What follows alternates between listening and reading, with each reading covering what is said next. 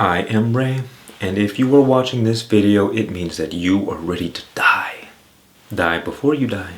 To die before you die is a phrase that is used in the spiritual circles. And what this means is to experience freedom, relief from our psychological suffering. Or simply put, to die before you die is to reach enlightenment while you are alive. You see, all of our suffering, all of our problems in life are related to the body and to the mind. All problems are mind and body problems. The problem is that when we attach our identity to the body, to the mind, we attach ourselves to suffering. The mind is always desiring. It's always ruminating on the past and the future. It's always judging itself, other people, its experiences. And if we are caught in this mind-body identification, we are stuck in this never-ending cycle of desiring things, avoiding other things. And eventually, this burden becomes too much to bear. And we have a life crisis or a dark night of the soul. And this dark night typically triggers a spiritual awakening in which we turn inward toward ourselves and discover the true nature of what we are. You see, all of our problems arise because of our identification with form, with the changing reality, with our personal identity. So to die before you die is to allow this ego identity to be let go of. And when the ego identity is no longer in the way, your true self shines forth. One common example is with the use of psychedelics. Every psychedelic journey is a kind of descent into the underworld, a death and rebirth. You see, what happens is that the psychedelics trigger some chemical response in our body, which allows for the flood of consciousness where the ego gets completely consumed. Psychedelics create this temporary enlightenment where the ego is not present. And what manifests is a great sense of bliss, of peace, of unity with all things, an increase of love, joy, compassion, and appreciation for life. Whereas all of these great treasures that we seek are hidden away because of the ego. You see, this joy, love, and peace is the default state of what we are. It is the radiance of our true nature. Now imagine this. If you were experiencing peace all the time, if you were always happy, if you loved life, would it really matter so much what problems you have? Wouldn't it make everything else more tolerable?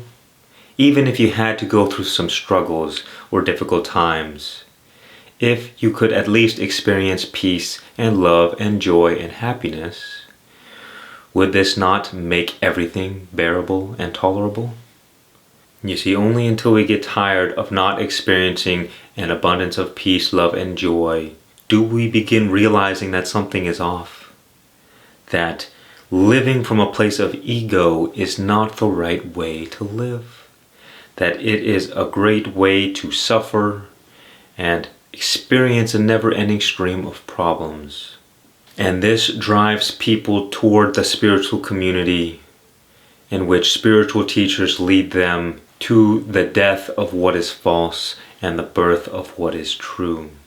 And once you are led to your true nature, to your true self, life becomes so much more worth living, even with the same problems and the same struggles. In fact, sometimes the lows are just as interesting as the highs. You stop resisting life, and you enter into harmony with the flow of everything. And this alone solves most of our problems, because all problems exist precisely because of the lack of harmony. We are not in flow with life. We are either going too slow, going too fast, we're offbeat, our life is not harmonious. But when you find that balance through connecting to your true self, problems fix themselves effortlessly.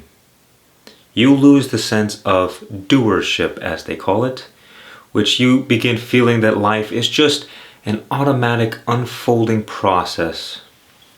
This is like taking refuge in the arms of God or resting in God. You experience great relief from the troubles of this world, but you can still be in the world, you're just no longer of the world. This is why I say it is the most important thing in life to find freedom, to discover the true nature of what you are before you go out into the world and concern yourself with your worldly problems. Because if you identify with your body and your mind, you are living from an extremely limited place. And from this extremely limited place, you have to carry the burdens of the world, all the responsibility of your life. You have to figure out how to make money and take care of everybody and heal all your trauma and do all this inner work. Everything in your life is up to you. And this causes the ego to be fundamentally insecure, because that which is changing is not reliable. The burdens of the world are placed on this imperfect, limited, temporary being. And so we get overwhelmed, frustrated, like life is on top of us.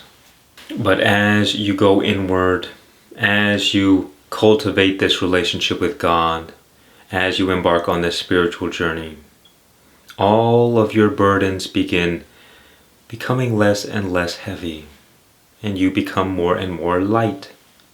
You become more and more free. You experience more relief, more peace, more joy.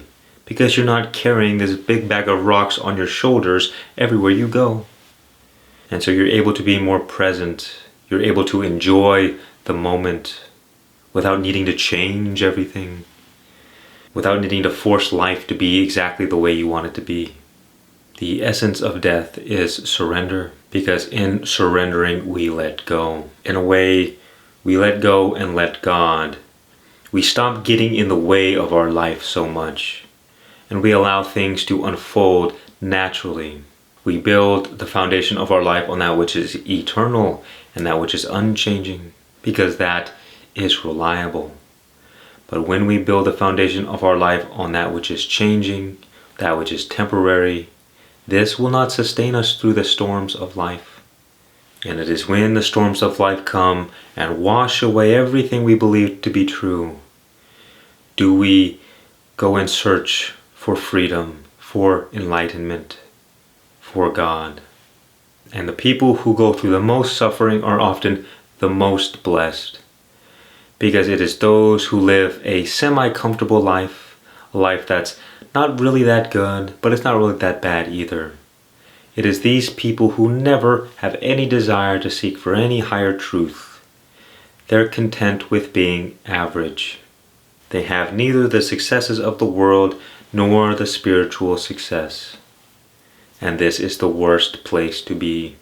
So for those who are suffering, seek this freedom and you will find it. Even if you're not suffering that bad. Suffering is also the absence of peace and love and joy. Seek the true nature of what you are. I talk about it all the time. And when you reach this place of awakening, you will know truly what it means to be alive, because you will be able to enjoy life to the fullest. Let me know what you think of these ideas in the comments below. Much peace and many blessings.